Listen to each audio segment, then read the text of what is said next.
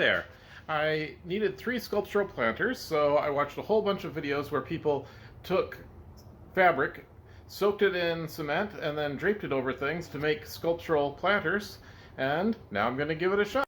The first thing I learned from watching the videos was, well, okay, there's this one video where a guy did a whole lot of videos where he draped the cement-covered fabric over things, and he started with a fairly nice patio, and by the last video that patio is trashed. So this area is covered in plastic and a drop cloth, so it's going to keep the area clean.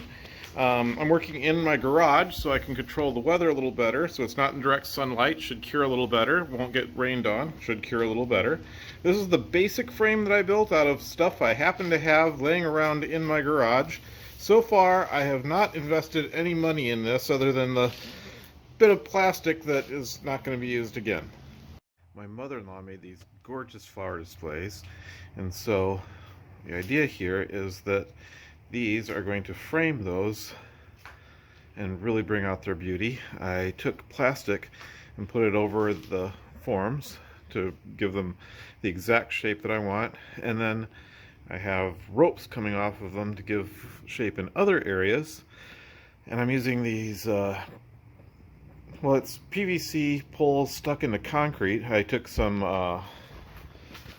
disposable Glad plastic containers, cut a hole in the bottom, put some screws into the PVC, stuck them in there, poured in some concrete, made these as candle holders for a project like 15 years ago and been using them for projects ever since. Nothing goes to waste. Even the frame that I built is just scraps of wood. I didn't cut any of them for this project. I just used the scraps of wood, screwed them together. When I'm done with the project, I'll unscrew them and use them for another project some other time. I really like Sconce Shelving, so while I'm at it, I also threw together some Sconce shelf molds. And the advantage of these, unlike everything else, when it's all done, I don't have to take the molds out. I can just leave these in, I don't care. Okay, I wrapped the sconces in plastic bags to make them a little bit more waterproof, since it's just a piece of cardboard that I screwed onto a piece of wood to make the form. And I draped a thin piece of plastic over these forms to make it easier to peel the things off of the forms once everything is dry. That's one thing I noticed.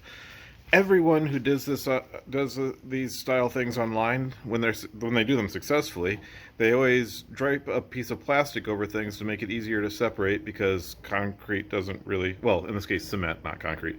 The cement doesn't really stick to the plastic very well.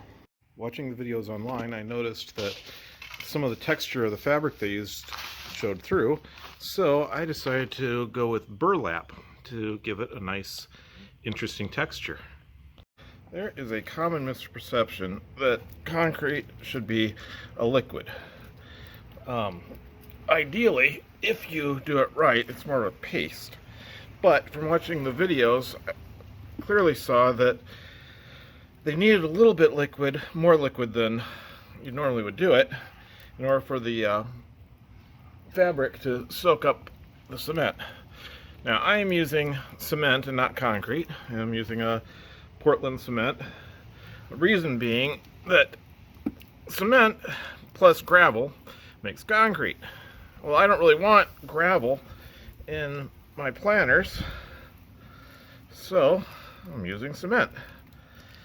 And getting the consistency just right, but not too liquid, because, well, this stuff is formulated to be more of a paste. So if I get it too liquid, then it's not going to dry right and have the right amount of strength. The cement-soaked fabric is now draped over the forms.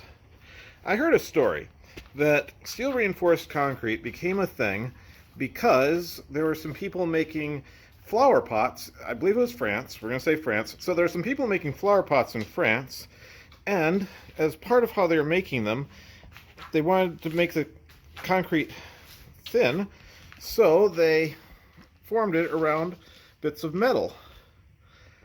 And with that was the first experiment in reinforcing concrete with steel.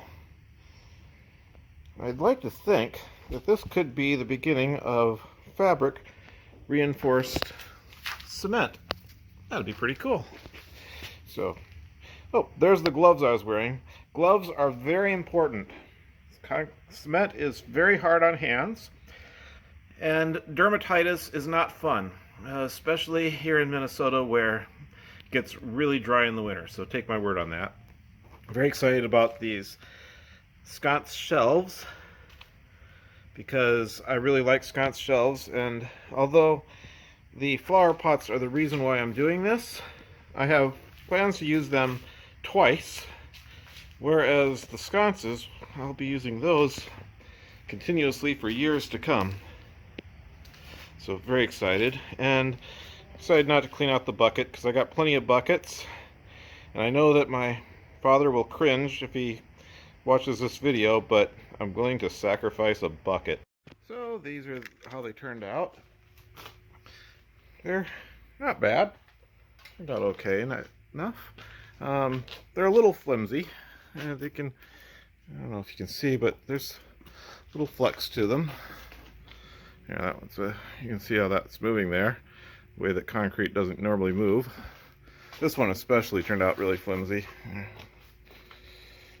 But, you know, overall, for a piece of cloth dipped in some cement, not too bad.